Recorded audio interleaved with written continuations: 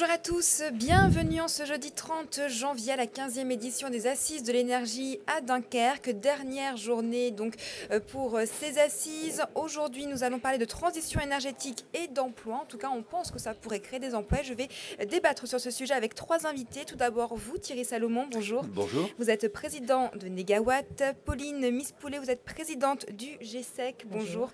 Également vous, Philippe Destro, vous êtes président de l'Observatoire national des bâtiments. Bonjour à vous aussi. Bonjour. Alors Thierry Salomon, on commence par vous tout de suite. Négawatt a mené une étude justement sur l'éventualité de créer des emplois grâce à la transition énergétique. Est-ce que vous pouvez nous en dire plus ? Oui, ce n'est pas directement nous qui l'avons menée, c'est une étude du CIRED CNRS, mais à partir des éléments de l'ensemble de la trajectoire qui est proposée par Négawatt sur la transition énergétique. Et l'idée, c'était de savoir qu'est-ce qui allait se passer en termes d'emploi, si c'était durable ou simplement une sorte de bulle d'emploi en quelque sorte.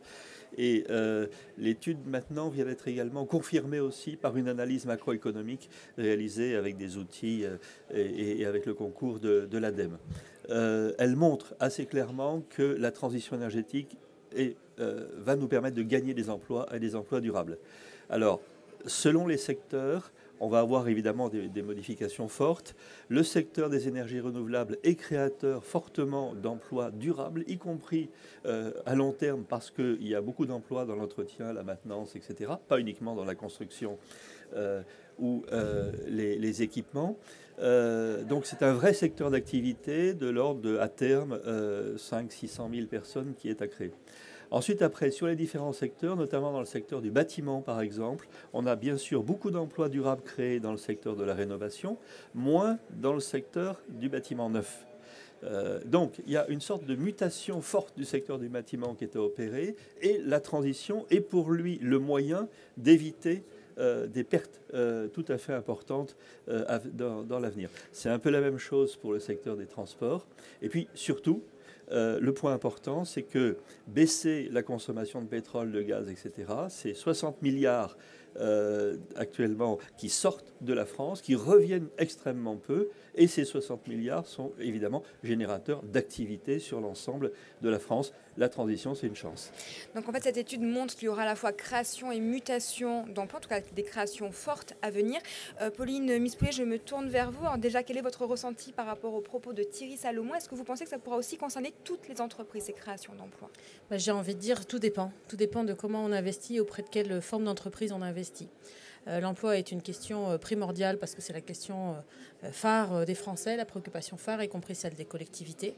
Et la question, c'est est-ce qu'on fait, est-ce qu'on ne fait pas. Et contrairement au discours un peu rampant de on ne touche à rien et il faut protéger l'emploi, en fait, on s'aperçoit que ça ne protège pas l'emploi, alors sauf peut-être de quelques-uns qui ont déjà un statut bien protecteur et puis qui sont assis sur la rente. Mais en tout cas, on sait que ça détruit déjà de l'emploi dans le bâtiment et dans les PME et dans l'artisanat.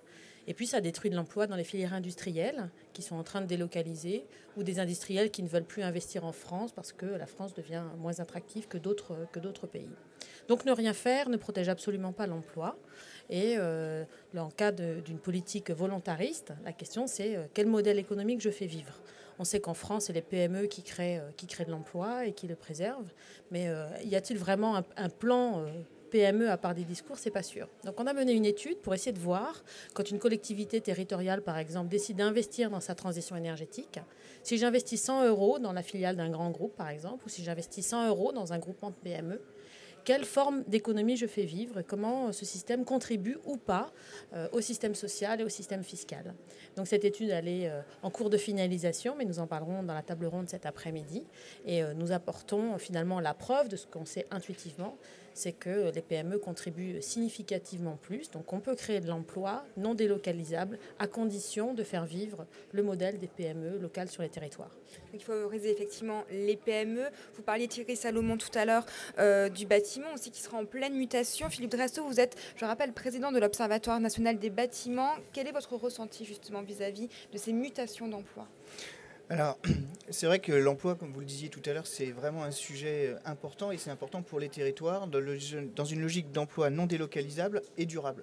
Et la rénovation énergétique, et notamment la rénovation énergétique du bâtiment, c'est tout à fait ça, parce que c'est le petit plombier du coin, c'est le petit chauffagiste, le couvreur qui va venir chez vous, chez moi, pour faire de la rénovation énergétique.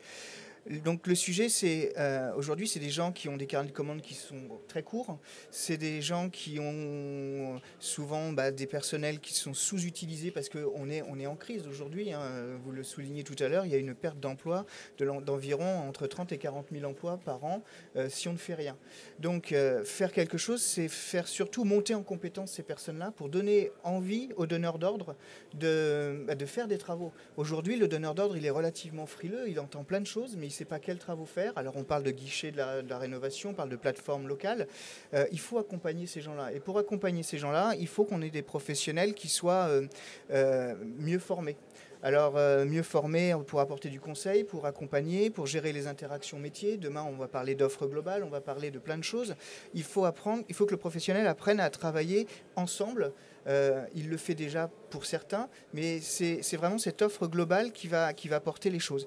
Et puis, il faut savoir mieux vendre les approches en intégrant les aides, en intégrant tous les éléments qui sont disponibles sur le terrain.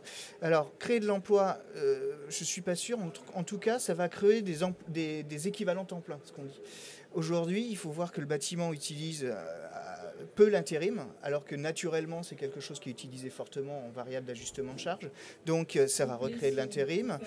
On a un vivier de demandeurs d'emploi qui est significatif. Reformons-les pour qu'ils soient justement sur ces nouvelles technologies. Et puis, dans les études qu'on peut faire territorialement, on voit que là, notamment sur l'Île-de-France, il y a des pôles d'attractivité des territoires qui font que ça va drainer les entreprises de proximité. Et donc, ça ne va pas forcément créer de l'emploi en tant que tel, mais ça va créer de l'activité, de la richesse économique pour la France. Donc on peut dire qu'il faudra plutôt favoriser la formation justement pour monter en compétences pour ces futures personnes? C'est ça, tout à fait. Merci beaucoup à tous les trois d'avoir répondu à cette question et à ce sujet très vaste. D'ailleurs, plus d'informations auprès de vous aussi, Philippe Dresto, via votre adresse mail, philippe.dresto@ontsbtp.com, également sur le site de Negawatt. Et vous pourrez retrouver Pauline Mispoulet sur Twitter. Merci beaucoup à tous les trois. On vous retrouve donc cet après-midi pour la plénière. Merci.